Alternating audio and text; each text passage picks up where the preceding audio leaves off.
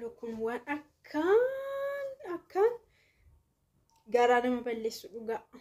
Waan baay'ee nama gaddisiisu akkaan jechuudha. Kuni abdii nama jalaa du'uu jechuudha. Garuu maal godhure carraadha dhugaa waaqa carraadha waan ta'eef huma gochuu hin danda'amu. Namni tokko bifa kanaan jechuudha. Mucaasaa guddifachuudhaaf biyyaa bahee mucaan kee duutee yeroo jedhamuun abdiin qabu jechuudha. Dhugumaan siniin jedhaan jechuun baay'ee garaagarummaa guddaa namatti uumaa jechuudha. Inni kan biraa damooza waggaa tokko yoo madaamiin dhoowwattee fooqii 5ffaarra of darbattee of ajjeeste. Sababni kanadha akka haasa'ametti jechuudha. Mucattiin garuu mucaa Oromooti jedhama. Mucaa Oromootidha. Yaman keessatti jechuudha. Baay'ee tokko nama gaddisiisa jechuudha. Yaman irraas kaatee gara Saawudii osoo imalaa jirtu karaatti dadhabdee obboleettiin tokkos boqatte. Nagaan siniif haa ta'u kabajamtoota hordoftootaa kakutubee akkam jirtu nagaa keessanii ani baay'ee nagaa ku galata waaqaa ta'u. Baay'ee tokko nama gaddisiisa. Asin hunda keessaniifuu nagaan siniif haa baay'atu. Namni kun hundumtuu nagaa waan dhabeefidha. Kan nagaa qabdu nagaa nama gaafata. Dhugaa waaqa baay'ee nama gaddisiisa jechuudha. Ishee jalqabaa irratti jechuudha. Isheen itti aantu immoo surumayyuu lubbuu ishee yeroo of balleessitu baay'ee nama gaddisiisa jechuudha. Namni yoo lubbuudhaan jiraate isa qabuttiyyuu jiraata. Isa qabuyyuu nyaata. Isa qabuuniyyuu jiraata jechuudha. Yoo lubbuudhaan jiraate. Lubbuudhaan jiru taanaan immoo already waan hojjeteyyuu ormaaf ta'a jechuudha. Mee obboleettii kana laala dhugaa waaqa. Dhala koon guddifadha jettee biyyaa baatee. Dhala ishii maatitti kennattee deemtee. Mucaan koo jira jettee too dadhabdu ta'u mucaadhuma ishii sababa mucaa qabduuf jettee waan hundumaa osoo dandeessu osoo dadhabdu biyya ormaa sana keessatti mucaan keessa jala buqatee jedhanii yeroo itti himanii maqaa gooftaatti dhugaa waaqa gar malee tokko ulfaata. Dandamachuunsa baay'ee ulfaataadha. Mana arbaa keessa taa'umsa baay'ee ulfaataadha siniin jedha. Ifin mana namaa keessatti miti biyyuma keessatti waan akkasii yeroo nama mudatu nama sana tasgabbeessuun namummaatti deebisuun baay'ee tokko ulfaataadha jechuudha. Namni kamiyyuu waan kam caalaa mucaasaatti of caalayyuu jechuudha. Of dabarsii kenni yoo jedhame of ni jijjiira jechuudha dhala isaatiif. Obboleettiin kun garuu waan akka kana mana arbaa keessatti dhageesse baay'ee tokko ulfaataadha siniin jedha. Anyways sumaa gochuu hin danda'amu erga dhufeeti garuu bakka namnillee argeen jajjabeessu namnillee taa'ee boqadhuun jedhuuni boo'ii baafadhuullee jedhuuni dhaqee namni faana boo'illee hin teessisu gaddisiisu gadda sanallee akka ishiin gaddituun godhu jechuudha. Waaqayyo garuu ishee ajabeessu dhugaa waaqa haaluma kamiinuu jechuudha. Baay'ee tokko ulfaataadha nama akkasii jabaadhu jechuunis humaa miti jechuun humaa miti illee hin jiru waan akkasii dhugaa waaqa baay'ee tokko ulfaataadha. Dhugaa waaqni nama haa oolchu nama ijoollee isaa maatii bira kaawwatee deeme nama namatti ijoollee isaa kennatee deeme baay'ee tokko yaaddoodha. Wanti akka kanaa jechuudha. Egaa osoo ani jiraadhe jettee gaabbuu dandeessi. Osoo ani bira jiraadhe osoo ani mucaa koo faana jiraadhe jettee yaada baay'ee kaasuu dandeessi gaabbuu dandeessi. Waan inni ittiin jalaa du'e baruu dhiisuu dandeessi. Haala isaa wallaaluu dandeessi. Egaa haati ijoollee ishiirra jirti yoo ta'e garmalee haati eeggannoo gochuu dandeessi. Ormi garuu eenyumtillee hamma haadhaa hin gahu. Eenyumtillee jechuudha. Maa akkoon taane dhugaa waaqa amma haadha dhalte eenyumtillee hin gahu. Eenyumtillee mucaasaa sin hubatu. Garuu warreen ijoollee qabdan waaqayyo siniif haa eegu. Nagaadhaan itti siseenaa gashu dhugaa waaqa baay'ee nama yaaddeessa. Inni kan biraa jechuudha.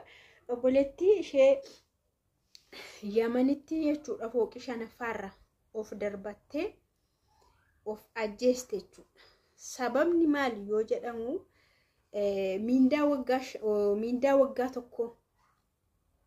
mindaa waggaa tokkotti kan isheen kan dhoowwatanii egaa dhiphinarraa ka'eetu jechuudha kan isheen akka kana of gootu. Dhugaa waaqaa tokko waggaa tokko dhiise kan waggaa 5 dhoowwatanii akkasuma gochuu qabdu. Bakka lubbuun ishee kun humaatiin deebi'uu hin danda'u. Humaatiin bitamuu hin danda'u. Garuu ishee yoo jiraatte maallaqa kana argachuu dandeessi. Eessatti saasa'u eessatti argachuu dandeessi garuu yeroo sanaaf dhiphina sanaaf namni waan fedhe of gochuu danda'a. Waan baay'ee of godhaa jechuudha. Yeroo sanatti haala sana keessa yeroo gaddu yeroo yaadutti waan baay'ee of godhachuudha. Namni osoo hin darba jedhee yaadee ratee dhiisee ratee yookaan mana sana keessa deemee ratee hunda kan qabu dhiisee deemee ratee dhugaa waaqa hin darba. Wanti hin darbine hin jiru. Mee amma laalaa mindaa waggaa tokkoo mititi isin keessa namni mindaa waggaa 2, 5, 6, 7 kan isin irraa biyyumatti nyaatamtanii teessan hin jirtani akka kanatti yaaduudha jechuudha bara. Kanuma jechuudha. Kan waggaa tokko kan ishii salphaadha. Arabatu dhoowwate miti dhoowwate. Isin garuu biyyattuu ergattanii amma mucaan tokko maal jetti seetanii ani waggaan koo 33 guuteeraa itti. Waggaan koo 33 guuteeraa. Waggaa 6 guutuu waan an hojjedhe immoo maatiin koo nagananii jette laali. Amma abdii kutadheen jira yookaan mucaa dahee mucaan qabu yookaan qabeenya qabaadhe yookaan mana ijaarradhee mana hin qabu garuu fayyaan qaba jedheeni alhamdulillahi jedheetan hin jira itti mucattiin sun jechuudha. Argitanii namni akkatti fayyummaa qabaachuu isaa qofattu waaqa isaa rabbii isaa galateeffatu iyyuu jira jechuudha. Ilaa waggaa 6 qulqulluu kan hojjettee jechuudha. Waggaa 6 qulqulluu hojjettee maatiin hin kaadan maal biraan qabdu jedhanii jiru maatiin akkanaa jechuudha. Ani ofii koo nan beeka.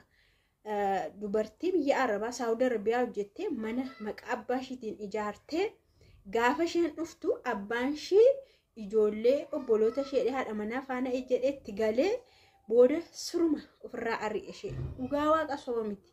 Abbaan ishii suni ofirraa ari'ee abbaan ishii sun waggaa muraasa booda waggaa 2 ta'e 3 ta'e hin beeku booda dhukkubsatee gaafa inni du'u obboleettiin sun maal goote kiristaanadha.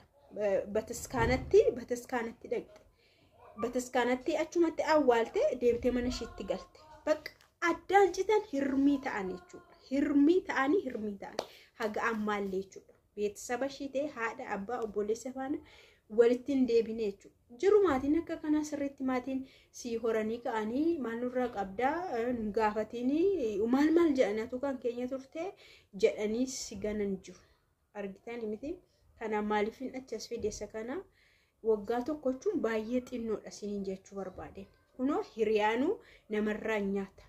Jaalallee kan jedhamu iyyuu waggaa baay'eetti 4, 3, 5 itti dhamaate si gana. Ati garuu arabni waggaa tokkos akka carraa ta'e yoo si dhoowwate 6, 2, 3, 6 yoo si dhoowwate walitti qabdee si dhoowwate humaa tarkaanfii irratti fudhachuu hin qabdu. Nagaan kee barbaachisaadha maatii keetiif. Sanuu ganaa maatiin ishii mootti barbaadamaa jiru obboleetti kana jechuudha. Maatiin ishii ganaatti barbaadamaa dhugaa waaqa. Shamarran keenya ammallee akkuma harca'anitti jiru. Yamanirraa gara Saawudiillee osoo deemte obboleettiin boqatte kun karaa irratti jechuudha. Karaa irratti dadhabdee kan kufte. Ammallee dhugaa waaqa shamarran keenya akka baala harca'aa jiru. Please of maal jedha ofii obsa ofii dhugaa yoo ofii keessan jiraattan itti jiraattu.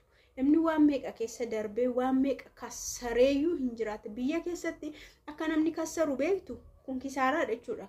Akka namni birrii miiliyoona meeqa kassaru beektu abbaan qabeenya miiliyoona meeqa yeroo konkolaataan isaa jalaa caccabu kisaaraa miti kun yeroo wanti baay'een ta'u biyya kisaaraa miti kanuma jechuudha. Bakka of hambisanii of qoxxobanii jireenya borii haaraan tokko immoo jira.